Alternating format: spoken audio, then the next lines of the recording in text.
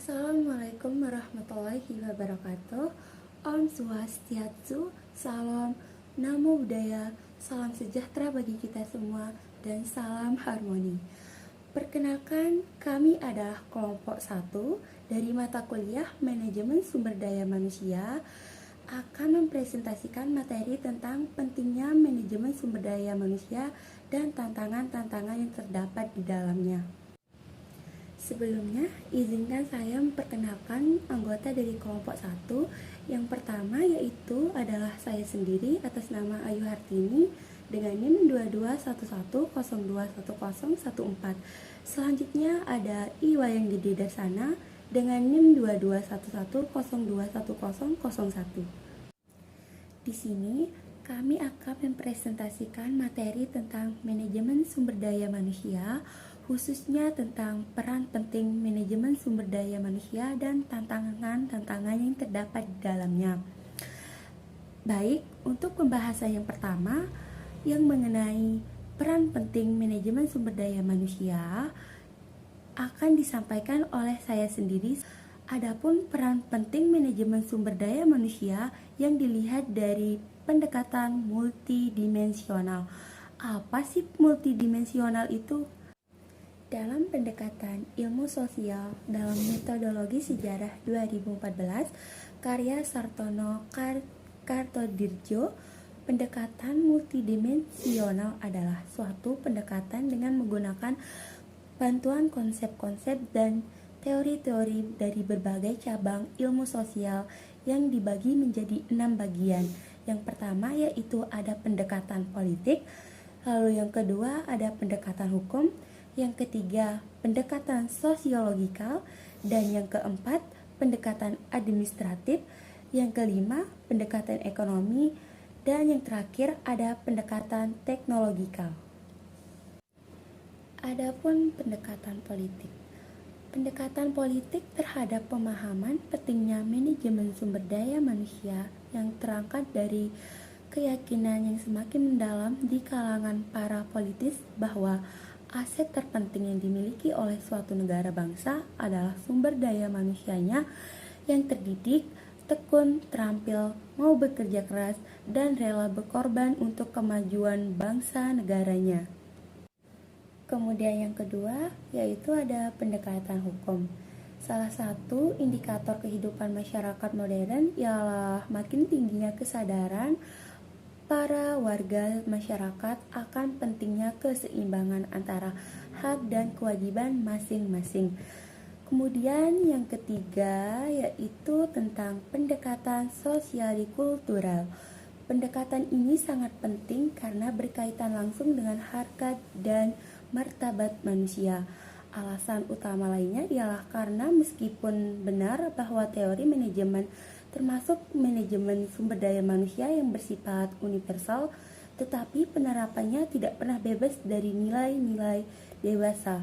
Ini semakin disadari harkat dan martabat manusia diakui, dihormati, dan dijunjung tinggi. Kemudian yang keempat yaitu tentang pendekatan administratif. Salah satu ciri yang menonjol dari abad sekarang ini yaitu ialah terciptanya berbagai jenis organisasi. Dan yang keempat adalah pendekatan ekonomi. Perkembangan ilmu pengetahuan dan teknologi mempunyai dampak yang sangat kuat terhadap manajemen sumber daya manusia. Seperti yang kita ketahui, dampak tersebut dapat dikatakan bersifat negatif karena kesan yang timbul adalah pemanfaatan berbagai hasil temuan di bidang teknologi yang berakibat pada berkurangnya pekerjaan yang dilakukan oleh manusia karena telah diambil alih oleh berbagai jenis mesin. Seperti kegiatan produksi dalam suatu organisasi niaga misalnya dapat mengalami 4 tahap perkembangan, yaitu pelaksanaan kegiatan secara manual, maksimal, otomatis, dan robotisasi. Adapun pendekatan yang terakhir yaitu pendekatan teknologikal.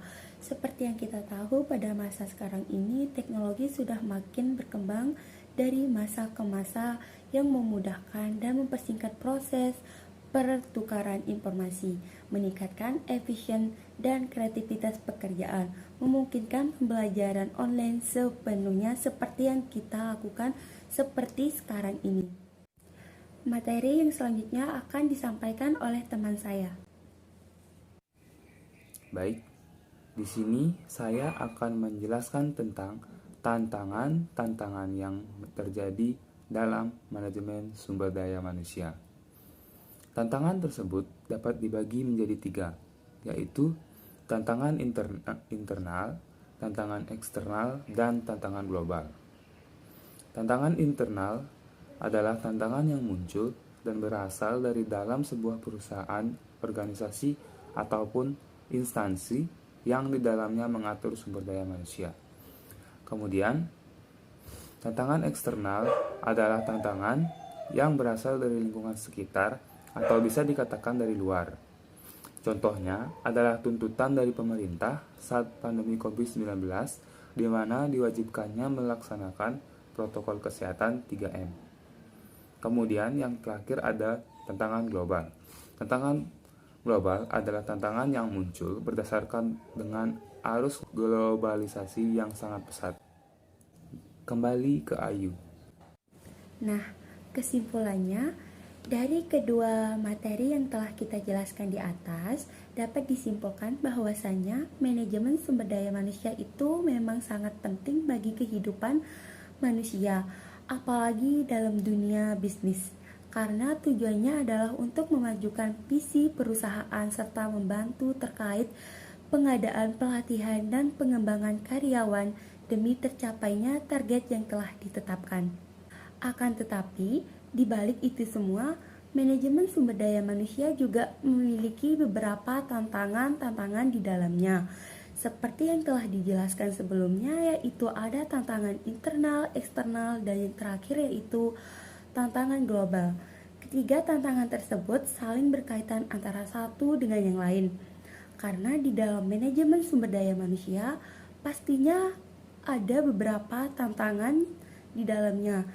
Contohnya, tantangan manajemen sumber daya manusia saat ini yang mendatang adalah munculnya isu-isu keberagaman di tempat kerja, perubahan tuntutan dari pemerintah, perubahan struktur organisasi, perkembangan teknologi, khususnya teknologi informatika, dan isu pendekatan manajemen yang cenderung ke arah pemberdayaan karyawan dan tim kerja. Tapi di balik itu semua, pasti ada tujuan tertentu di baliknya demi untuk meningkatkan kemampuan suatu individu untuk meraih tujuannya masing-masing.